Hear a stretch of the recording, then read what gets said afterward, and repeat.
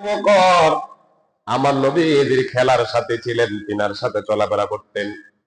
যেই দিন আমার নবীজি নবুয়ত প্রকাশ করবেন, ওই দিন হযরত আবু বকর বাড়িতে ছিলেন না। তিনি ব্যবসার উদ্দেশ্যে সিরিয়ার মধ্যে গেলেন। কোথায় গেছেন? সিরিয়াতে। আগেরকার মানুষ ব্যবসার জন্য সিরিয়া, দামেস্কে, এরকম পারস্যের মধ্যে বিভিন্ন শাম, ওই জাতীয় এলাকার মধ্যে সফর করতে যেতেন। নবীজি সরকার দো আলম বাইতুল্লাহ থেকে যেদিন সাফা পাহাড়ে উঠে সর্বপ্রথম ইসলামের দাওয়াত দিতে লাগলেন, ওই দিন হযরত আবু বকর তিনি মক্কা শরীফে ছিলেন না, তিনি ছিলেন সফরে। সফরে এখনো যান নাই। উনি সিরিয়াত যাওয়ার আগে এক জায়গায় অবস্থান করেছিলেন। গভীর রাতে উনি এমন এক আশ্চর্য স্বপ্ন দেখেছেন, এই স্বপ্ন দেখে তিনি আর রাতে ঘুমাইতে পারেন না। যেরকম সুবহানাল্লাহ। এই হাজিরিন, গভীর মনোযোগ। আল্লামা জালালউদ্দিন সুয়ুতি তিনিও লিখেছেন, হযরত আবু বকর সিদ্দিক তিনি ব্যবসার উদ্দেশ্যে যখন গেলেন, রাত যখন গভীর হলো, তিনি এক জায়গায় তাঁবু টানালেন। তিনার সাথে অনেক সঙ্গীগুলো ছিল, তিনারাও চললেন। আবু বকর রাতের আধারে শুনে স্বপ্ন দেখতেছেন, আসমান থেকে চন্দ্র এবং সূর্য এসে হযরতে আবু বকরের কোল মোবারক এসেছে। আর আবু বকর ওই চন্দ্র সূর্যকে তিনি চাদরের মধ্যে লুকাইয়া বুকের মধ্যে জড়িয়ে নিয়েছেন। নবীর শ্রেষ্ঠ সাহাবী হযরত আবু বকর সিদ্দিক, আহা নবীর শ্রেষ্ঠ সাহাবী হযরত আবু বকর সিদ্দিক, আহা ভালোবেসে শুইল পাশে, ভালোবেসে পাশে যাইয়া দেখো মদিনা, মদিনা, মদিনা, আশিক মুমিনের ঠিকানা। আহা মদিনা, মদিনা, আশিক মুমিনের ঠিকানা। ওরে দিদারে ছে কাঁদো তোমরা, দিদারে ছে তোমরা হও না নবীর দিওয়ানা, মদিনা না আশিক মুমিনের ঠিকানা। বলো না মদিনা, মদিনা, আশিক মুমিনের ঠিকানা। জোরে কোন মারহাবা। হযরত আবু বকর গভীর রাতে দেখলেন আকাশের চন্দ্র এবং সূর্য তিনার কোলের মধ্যে এসে পড়েছে। আর তিনি ওই কোলের মধ্যে চন্দ্র সূর্যটাকে চাদর দিয়ে আবৃত্তি করে তিনি বুকে জড়ালেন। রাত ঘুম ভেঙে গেল। ঘুম ভেঙে যাওয়ার পর সবাইকে তিনি সজাগ করলেন, এই উঠরে আমি এক কেমন স্বপ্ন দেখলাম। কিতাবের মধ্যে পেয়েছি হযরত আবু বকর তিনি বলতেছেন, ওই স্বপ্ন দেখার পর হযরত আবু বকরের গা এভাবে কাঁপতেছিল। যেরকম সুবহানাল্লাহ। আচ্ছা কোন তো স্বপ্নটা কি আশ্চর্য ধরনের নয়? কেউ যদি দেখে যে চন্দ্র এবং সূর্য এসে কোলে বসে, এটা কি আশ্চর্য ধরনের না? অনেক আশ্চর্য। মারহাবা বলেন। আবু বকর ঘুম ভেঙে গেল, সবাইকে ডাকলেন, কে আছো? আমি এই স্বপ্নটা দেখলাম, এই স্বপ্নের তাবির কে করতে পারবে? সবাইকে আমাদের দ্বারা সম্ভব না, এমন একটা তাবির করার স্বপ্নের ব্যাখ্যা আমরা জানি না। সকালবেলা যখন হবে এই এলাকার স্থানীয় লোকদেরকে জিজ্ঞাসা করব, এই এলাকার মধ্যে কোনো পাদ্রী আছে? যদি পাদ্রী থাকে তাহলে পাদ্রীর কাছে নিয়ে যাবো। জোরে কোন আল্লাহু আকবার। সকাল হলো, আবু বকরের চোখে ঘুম নাই। আবু বকর কি দেখলেন, কি দেখলেন? সারা জল্পনা কল্পনা করতে দিলেন। ভোরের আলো যখন আলো পড়লো, হযরত আবু বকর স্থানীয় লোকদের কাছে গেলেন, গিয়ে বললেন, এই এলাকার মধ্যে কে আছে এমন পাদ্রী, বড় আলেম? কে আছে? আমাকে একটু তার কাছে নিয়ে যাও। কিতাবের মধ্যে পেলাম যে লোকটার কাছে আবু বকর গিয়েছে তার বয়স হলো 10 বছর কম 400 বছর। ধরে কম সুবহানাল্লাহ। সেই অন্ধ কিতাব অন্ধ হিলিয়াতুল আউলিয়া কিতাবের মধ্যে পেলাম তার বয়স হলো 400 বছর, 10 বছর কম, তাহলে 390 বছর। মারহাবা কন। আবু বকরকে দেখালো, ওই যে একটা গির্জা আছে, ওই গির্জার মধ্যে একজন পাদ্রী আছে, তার অনেক বয়স হয়ে গেছে, তবে সে তাওরাত, জবুর, ইনজিল কিতাবের হাফেজ। ধরে কোন সুবহানাল্লাহ। তাওরাত ও ইনজিল কিতাবের হাফেজ তার কাছে চলে যাও। কেউ বলেছেন তার নাম হলো নাস্তুরা, কেউ বলেছেন বহিরা। দুই কিতাবের মধ্যে দুইটা বললাম নাস্তুরা। তার কাছে হযরত আবু বকর গেলেন। আবু বকর গিয়ে বলতেছেন, আরে রাতের আধারে এমন একটা স্বপ্ন দেখলাম, ওই স্বপ্নের ব্যাখ্যাটা আমি আপনার থেকে জানতে চাই। কয় তোমার নাম কি? কয় আমার নাম আবু বকর। কয় তোমার বাবার নাম কি? কয় কুহাফা। কয় তুমি কোত্থেকে এসছো? কয় মক্কা নগর থেকে। কয় তোমার বংশটা কি? কয় আমার বংশ হলো কুরাইশ বংশ। যখনই বলতে লাগলো, ওই বহিরা চোখ অন্ধ মানুষ উঠে দাঁড়িয়ে গেছে, ফাদরি উঠে দাঁড়িয়ে গেছে। এখন আবু বকর কইতেছে, আপনি দাঁড়ালেন কেন? কয় আমি কিতাবের মধ্যে পেয়েছি, তুমি যে স্বপ্ন দেখেছো এই স্বপ্নের ব্যাখ্যাটা আমি তাওরাতে পেয়েছি, ইনজিলেও পেয়েছি। আগে আমাকে তোমার একটা তথ্য দাও। তোমাদের বাক্কা নগরে কুরাইশ বংশের মধ্যে আব্দুল্লাহ নামক কোন ছেলে আছে? কয় হ্যাঁ। কয় তার বাবার নাম হলো খাজা আব্দুল মুত্তালিব। কয় হ্যাঁ। মারহাবা বলেন। কয় সে এখন দুনিয়াতে নাই? না, নাই। কয় তার একটা সন্তান আছে, তার নাম হলো মুহাম্মদ। সুবহানাল্লাহ বলেন। কয় হ্যাঁ জানি। হে আবু বকর, তুমি যে স্বপ্ন দেখলা এই স্বপ্নের তাবির হলো, আগে কিতাবের মধ্যে পেলাম ওই নবী যেই দিন দুনিয়াতে আসবেন, ওই দিন তুমি তার প্রথম সহচর হবে, প্রথম তার সঙ্গী হবে। আর তোমার এই সঙ্গী হওয়ার কারণে তুমি সর্বপ্রথম তার হাতে মুসলমান হবে। এই আবু বকর রে, তুমি যে কথা বলেছ এই কথা যদি সত্য হয়, আগে মক্কাতে চলে যাও। মক্কাতে গিয়ে দেখো মুহাম্মদ আরবি আল্লাহ রাব্বুল আলামিন তিনাকে নবুয়তে প্রকাশ করার অনুমতি দিয়েছেন, আর তিনি হবেন শেষ নবী। তিনার পরে আর কোন নবী আসবে না। যেরকম সুবহানাল্লাহ। আবু বকর কয় কে? কয় হ্যাঁ মুহাম্মদ। আসমানে ছিল আহমদ, প্রত্যেক কিতাবের মধ্যে তার নাম ছিল আহমদ, আর তুমি হবে তার প্রথম সঙ্গী, তোমার সাথেই তার প্রথম সঙ্গী হবে তুমি। এই কথা যখন বলল, আবু বকরের অন্তরের মধ্যে নবীজির জন্য একটু মহব্বত আরো বেড়ে গেছে। আবু বকর কয় হায় রে, এতদিন আমার সঙ্গী ছিলেন, সাথী ছিলেন, কিন্তু তিনি যে নবী হবেন আমি তা জানতাম না। বহিরা পাদ্রী কয়, আপনি যে স্বপ্ন দেখেছেন ওই স্বপ্নের তাবির হলো, গতকাল আল্লাহ হুকুম দিয়েছেন তিনি যেন ইসলাম প্রচার করি। আবু বকর কয় আর যাইতাম না, আমি সিরিয়াস গাট্টি গোসা বাইন্দা রওনা দিছে মক্কাতে। যেরকম সুবহানাল্লাহ। আবু বকর মক্কাতে গেলেন। এই দিক দিয়ে আমার নবীজি, উনিও মক্কাতে পৌঁছছেন। আমার নবীজি হাতিমে কাবার সামনে দাঁড়াইয়া কিছু সংখ্যক মানুষকে ইসলামের দাওয়াত দিতেছেন, তাওহীদ এবং রিসালাতের দাওয়াত দিতেছেন, এক আল্লাহ দাওয়াত দিতেছেন। হযরত আবু বকর দূর থেকে আমার নবীজিকে তাকায় রইলেন। সুবহানাল্লাহ বলেন। আবু বকর দূর থেকে তাকিয়ে রইলেন। সবাইকে আমার নবীজি ইসলামের দাওয়াত দিচ্ছেন। আবু বকর দূর থেকে তাকাইয়া তিনি কয় হায় রে, আমার কাছে থাকা সত্ত্বেও আমি তিনাকে চিনলাম না। তিনি যে শেষ নবী হবেন, নাস্তুরা পাদ্রী আমাকে বলেছেন এই কথা বলে তিনি আমার নবীজির সামনে গেলেন। সামনে যাওয়ার পর আমার নবীজির সামনে গিয়ে দাঁড়ালেন। আবু বকরকে ডেকে বলে, আবু বকর রে, আসো আসো, আমি তোমাকে এক আল্লাহর দাওয়াত দিচ্ছি। লাত মানাত উজ্জাতের ওই তোমরা যে পূজা করো পূজাগুলো ছেড়ে দাও। আমি এক আল্লাহর পক্ষ থেকে মনোনীত রাসূল হিসেবে দুনিয়াতে আসলাম, তোমাকে আমি দাওয়াত দিলাম, তুমি দাওয়াত গ্রহণ করো। আবু বকর কয়, আপনি যে নবী হবেন, নবী যে হলেন, আপনার উপরে দাওয়াত আসছে, আমাকে এমন একটা ঘটনা জানান যেই ঘটনা দেখলে, যেই আশ্চর্য তথ্য দেখলে আমি আপনার প্রতি মোহিত হয়ে আমি ইসলাম ধর্ম গ্রহণ করে ফেলবো। আমার নবী যে তাবাসসুম মুস্কি হাসি দিলেন, হাসি দিয়ে কইতেছে এদিকে আসো। তুমি যে সিরিয়া যাওয়ার সময় রাতের আধারে একটা স্বপ্ন দেখলা, আসমানের চন্দ্র এবং সূর্য এসে তোমার কোলে পড়েছে, তুমি এটাকে আলিঙ্গন করেছো।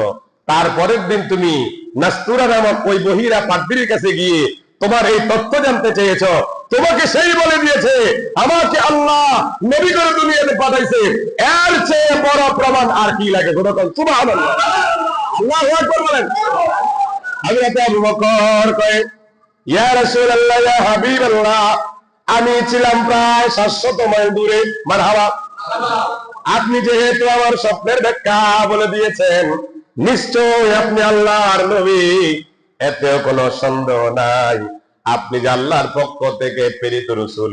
আমাকে নাস্তুরা বলেছেন, তাওরাতে লেখা ছিল আপনার নাম, জবুরে লেখা ছিল আপনার নাম, ইনজিলে লেখা ছিল আপনার নাম। আল্লাহু আকবার। আল্লাহ 103 খানা কিতাব নাযিল করেছেন, ওই 103 খানা কিতাবের মধ্যে আপনি যে আসবেন দুনিয়াতে সেটার লেখা হয়েছে। অতএব আমি আর দেরি করি না, এই মুহূর্তে আমাকে কালিমা পড়ে আপনি মুসলমান করে নেন। আল্লাহু আকবার। হযরত আবু বকর মুসলমান হলেন। এইভাবে আবু বকরকে নিয়ে আমার নবী ইসলাম প্রচার করতেছিলেন। আবু বকর আমার নবীজির কাছে এসে সদা সর্বদা বসে থাকতেন। আবু বকর কয়, যতই দেখি ততই যেন আমার দেখার স্বাদ মিটে না। আল্লাহু আকবার কন্যা। ইসলাম প্রচার করতেছে, আমার নবীজির উপরে নির্যাতন, আবু লাহাব বা উতবা সাইবা মুগীরারা। আবু বকর একদিন আমার নবীর সামনে কইতেছে, ইয়া রাসূলুল্লাহ, আমার তো আর ধৈর্য মানছে না, আপনি যদি আমাকে অনুমতি দেন তাহলে আমি সরাসরি গিয়ে মানুষকে ইসলামের দাওয়াত দেব। প্রয়োজনে কাবার সামনে দাঁড়িয়ে আমি সবাইকে এক আল্লাহর এবং আপনি যে নবী হয়েছেন ওই নবীর রিসালাতের দাওয়াত দেব। আমার নবীকে এখনো সময় আসে নাই, একটু অপেক্ষা করো। যখন সুবহানাল্লাহ। ঘটনাক্রমে তিরমিজি শরীফের হাদিস, হযরত আবু বকর একদিন বাড়িতে ছিলেন। সকাল বেলা ঘুম থেকে উঠে তিনার মনটা মানতেছে না, হায় রে, আমি যেই আল্লাহর ইবাদত করলাম, আল্লাহর ইবাদতের পথে আসলাম, লাত মানাত জাতের ওই পূজা ছেড়ে দিয়ে আমি এক আল্লাহকে মানলাম, নবীকে নবী বলে মানলাম। আমি যেহেতু সঠিক পথে আসছি, আমার প্রয়োজন আমার আহলকে সঠিক পথে আনার। এই কথা বলে তিনি আবেগাপ্লুত হয়ে মক্কার কাবার সামনে গিয়ে দাঁড়ালেন। দাঁড়িয়ে বলতেছে, ইয়া আইয়ুহান নাস কুলু লা ইলাহা ইল্লাল্লাহ, হে আমার এলাকাবাসী, আমি যে ইসলাম ধর্ম গ্রহণ করেছি, আপনাদের কোন ইসলামের দাওয়াত দিচ্ছি, আপনারা ইসলামের দাওয়াতটা গ্রহণ করুন, এক আল্লাহকে মানুন, লাত মানাত উজ্জাত মূর্তি পূজা ছেড়ে দেন। আর আমাদের নবী হযরত মুহাম্মদ রাসূলুল্লাহ সাল্লাল্লাহু আলাইহি ওয়াসাল্লাম, তিনি আল্লাহ প্রেরিত রাসূল, এতে কোনো সন্দেহ নাই। তিনার কথায় আপনারা মেনে নেন। বলে কোন সুবহানাল্লাহ। এই কথা বলার সাথে সাথে কুরাইশরা গেছে এমন ভাবে গরম হয়ে, উতবা বিন রবিয়া নামক এক কাটপা কাফের ছিল, সে সর্বপ্রথম হযরত আবু বকর যখন দাঁড়াইয়া এরকম ইসলামের দাওয়াত দিতেছেন, সর্বপ্রথম এসে হযরত আবু বকরের চেহারার মধ্যে একটা আঘাত করে দেওয়ার সাথে সাথে হযরত আবু বকরের গাল বেয়ে বেয়ে রক্ত পড়া শুরু করলো। জোরে করে আল্লাহু আকবার। এই বহি এই উতবা বিন রবিয়া যখন আঘাত করলেন, কুরাইশরা ক্ষিপ্ত হয়ে হযরত আবু বকর কেমন আঘাত করতে লাগলেন। আঘাত করতে করতে তিনাকে মাটির মধ্যে শোয়ানো হলো, বেহুশ হয়ে গেলেন। সবাই মনে করেছে হযরত আবু বকর মনে হয় মারা গেছে। এই বলে তিনাকে ছেড়ে দিলেন। আবু বকরের গোত্রের তারা এনে আবু বকরকে বাড়িতে নিল, তার আম্মা জান উম্মুল খায়েরের কাছে নিল। নেওয়ার পর তিনার কিছুক্ষণ পরে যখন হুঁশ আসলো, হুঁশ আসার পর তার মাকে ডেকে বলে, মাগো, ও মা, আমি ইসলামের জন্য, ইমানের জন্য, দ্বীনের জন্য আমি কষ্ট করেছি, যাতে কোনো আমার খারাপ লাগে না। এখন আপনি বলেন না আমার নবীজি কেমন আছে? আমি মের খেয়েছি, তাতে কোনো সমস্যা নাই, কিন্তু মাগো আপনি একটু খবর নিয়ে দেখেন না আমার নবীজির উপরে তারা কোনো আক্রমণ করেছে কিনা। কয়, বাবা তুমি সুস্থ হয়ে নাও, তারপরে নবীর কাছে যাইবা। দূরে কোন আল্লাহু আকবার।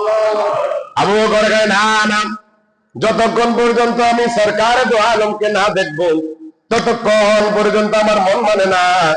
আমি যখন তিনাকে আমার নিজ চোখে দেখবো তখন আমার শান্তি পাবো। মা গো মা, আমাকে আঘাত করেছে, তাতে আমার কোনো দুঃখ নাই, এটা শরীরের আঘাত, কিন্তু নবীর উপরে যদি আঘাত করে সেটা আমার কলিজার মধ্যে লাগবে। এই কথা বলে হযরত আবু বকর ঘর থেকে বেরিয়ে গেলেন। যে আমার নবী দেখলেন নবীজি তিনার হুজরা মুবারকে বসে আছেন, হযরত আবু বকরকে ডেকে আমার নবীজি বুকে জড়িয়ে ধরলেন। আবু বকর কয় ইয়া রাসূলুল্লাহ, আজকে যদি ইসলামের জন্য আমি মারাও যেতাম তাহলে আমার কোনো দুঃখ থাকতো না, কিন্তু আপনাকে আমি সশরীরে আপনাকে আমি অক্ষত অবস্থায় দেখিনি, তারা যে আপনার উপর আক্রমণ করে নাই, এই জন্য আমি আল্লাহর দরবারে শুকরিয়া আদায় করতেছি। কেমন আবু বকর, যে আবু বকর তার কন্যা বিবাহ দেওয়ার পরেও কখনো জামাতা বলে সম্বোধন করেন নাই, জোরে কোন সুবহানাল্লাহ। আর আমরা দেশের সৈদ্যা মধ্যে কইতে যাই আমার নবীর নাম শানে বেয়াদবি আছে না নাই?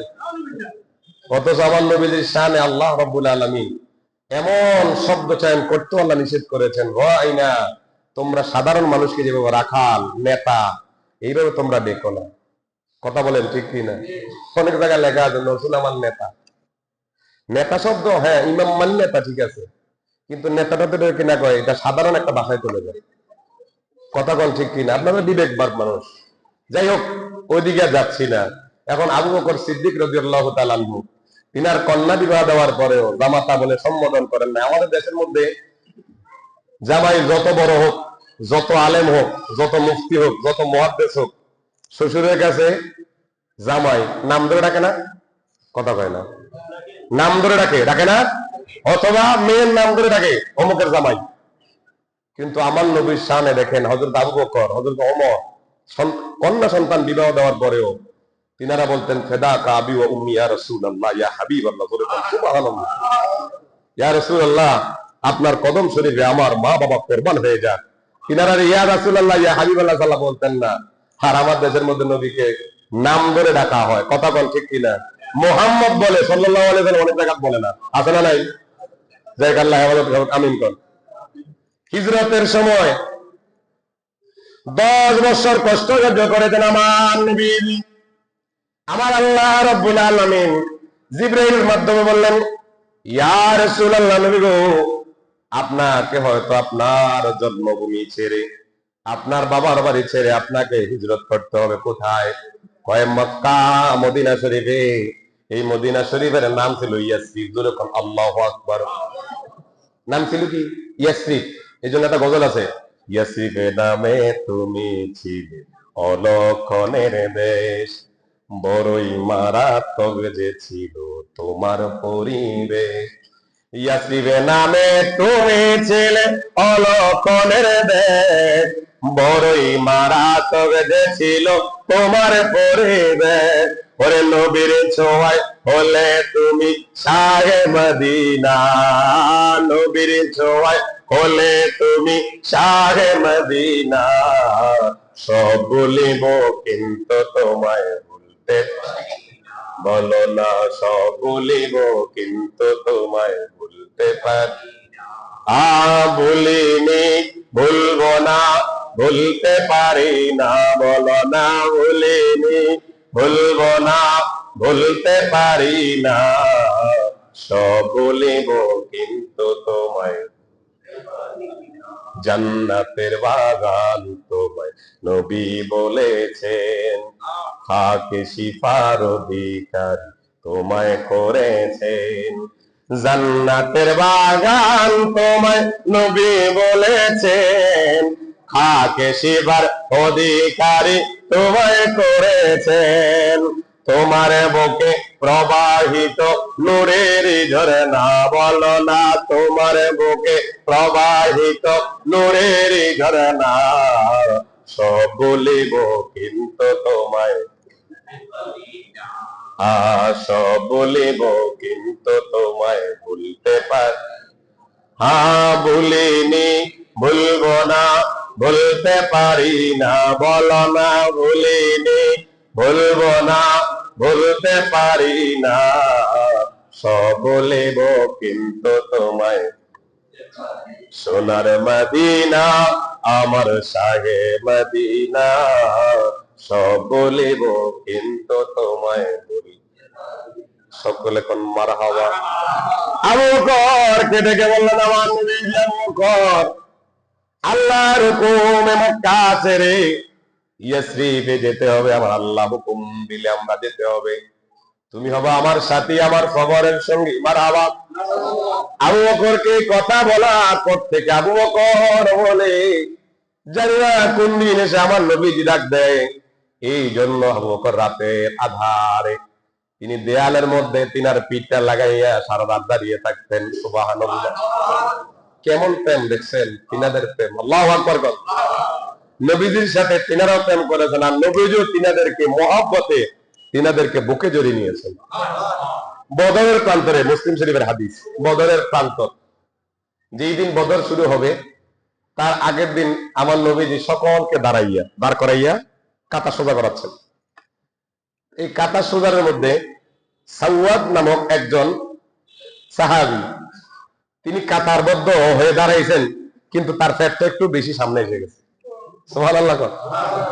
সামনে যখন আসছে, আমার নবীজির হাতে কিতাবের মধ্যে পেলাম, কেউ বলেছেন কাঠি, কেউ বলেছেন তীর, যাই হোক যেটা একটা হাতের মধ্যে ছিল।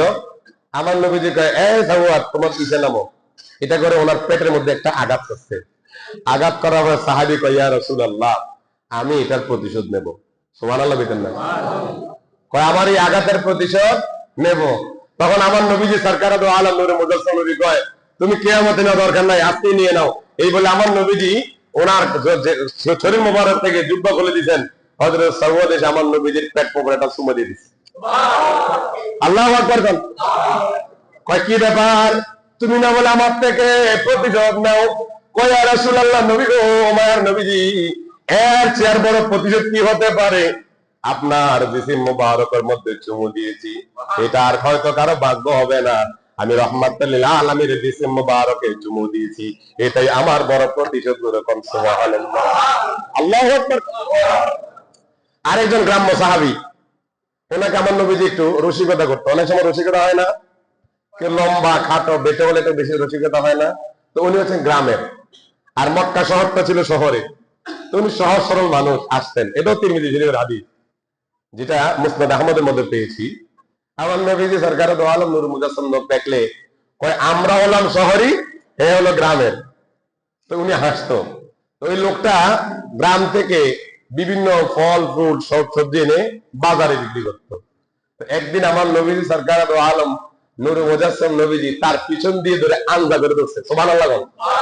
এরকম আমাদের বন্ধুরা অনেক সময় দেখা যাচ্ছে আঞ্জা করে ধরে না, তখন ওই গ্রাম্য লোকটাকে যখন ধরলো, ধরার পরে দিয়া সেই বলতে, খোদার জাতে পাকের কসম দিয়ে বলি, আমার সাথে যারা চলাফেরা করে তাদের শরীর থেকে তো মেসকম্বরের গন্ধ পাই না। যখনই আমার নবী আমাকে ধরলো, তখনই আমি আরো আলিঙ্গন করে তিনার হাত মোবারক গুলো এমন ভাবে ধরেছি যেন যেন ছুটতে না পারে। সেরকম সুবহানাল্লাহ। আমার নবী কয়, কে আছে তাকে বিক্রি করবো? সুবহানাল্লাহ। আমাকে কেউ কিনবে না, কেউ কিনবে না। তার কারণ হলো আমি হলাম সহচরের মানুষ। কয় না, আজকে তোমাকে বিক্রি করবো। কয়, আপনি বিক্রি করো, লাভ হবে না, কেউ আমাকে কিনবে না। কয়, তুমি আমাকে চিনো নি? কয়, হ্যাঁ চিনি। কয়, কে বলো? কয়, আপনি দিচ্ছে রাহমাতুল লিল আলামিন, কারণ আমাকে অনেকে জড়িয়ে ধরে, কিন্তু কারো শরীর থেকে মেসকম্বরের গান পাই না। আপনি নবীজির চেহারা মুবারক না দেখলেও আপনি যখন আমাকে জড়াইয়া ধরছেন, ওই জড়াইয়া দেওয়ার সাথে সাথে আমি অনুভব করলাম এটা রাহমাতুল লিল আলামিন ছাড়া আর কেউ হবে না। আল্লাহু আকবার। রাহমাতুল লিল আলামিন নবী লাখো সালাম, রাহমাতুল লিল আলামিন নবী লাখো। ও হায় কাউসারের সরদার, আপনি নূরে আলম। হায় হায় কাউসারের সরদার, আপনি নূরে আলম। রাহমাতুল লিল আলামিন নবী লাখো, রাহমাতুল লিল আলামিন নবী লাখো। এই হাজির আবু বকর কয়, যেদিন আমাকে আমার নবী বলেছেন, আবু বকর তোমাকে নিয়ে আমি হিজরতের সাথী করে তোমাকে নিয়ে যাব। ওনার সন্তান হযরতে আসমা বলেন, আমার বাবাকে দেখলাম রাত যখন গভীর হয়ে যায়, আমার আব্বা জান ওই ঘরের সাথে যে দরজা আছে ওই দরজার মধ্যে হেলান দিয়ে দাঁড়িয়ে থাকেন। জিজ্ঞাসা করলাম, আব্বা জান কেন আপনি ঘুমান না, কেন আপনি হেলান দিয়ে দাঁড়িয়ে থাকেন? আম্মা হযরতে আবু বকর সিদ্দিক, তুমি জানো না মা, আমাকে নবী বলেছেন যে কোনো মুহূর্তে আমার নবী আমাকে হিজরতে নিয়ে যাবেন। এই জন্য আমাকে একটা ডাক দিলে যদি দুইটা ডাক বেশি হয়ে যায়, হয়তো নবীর অন্তরে কষ্ট যাবে। এই জন্য আমি কখন আমার নবী আমাকে ডাকে আমি বলতে পারবো না। এই জন্য আমি নবীর যেন বেয়াদবি না হয়, এক ডাক দিতে যদি আমি দরজা খুলতে পারি, এই জন্য আমি দরজার পাশে দাঁড়িয়ে থাকি। আল্লাহু আকবার। তো ইনারাই তো আমার নবীজির জান্নাতের টিকিট পেয়েছেন। তো আমরা আমার নবীজির উম্মত হওয়ায় আমরা নবীর ওই নবী মুহাম্মদ সাল্লাল্লাহু আলাইহি ওয়াসাল্লামের প্রেমে বিবির হওয়া দরকার আছে না নাই? অন্তরে নবী প্রেম রেখে আমরা নামাজ, রোজা, হজ, যাকাত করব। আল্লাহ রাব্বুল আলামিন আমাদেরকে নবী প্রেম বিশেষ করে অন্তরে রাখার তৌফিক দান করুন, আমিন। ওয়া আখিরু দাওয়ানা আলহামদুলিল্লাহি রাব্বিল আলামিন। যারা চাতাকাত সুন্নাত পড়েন নাই পড়ে নেন। আমাদের নামাজের পরে ইনশাআল্লাহ মিলাদ শরীফ হবে, সবাই থাকার চেষ্টা করবেন। আসসালামু আলাইকুম ওয়া রাহমাতুল্লাহি ওয়া বারাকাতুহু।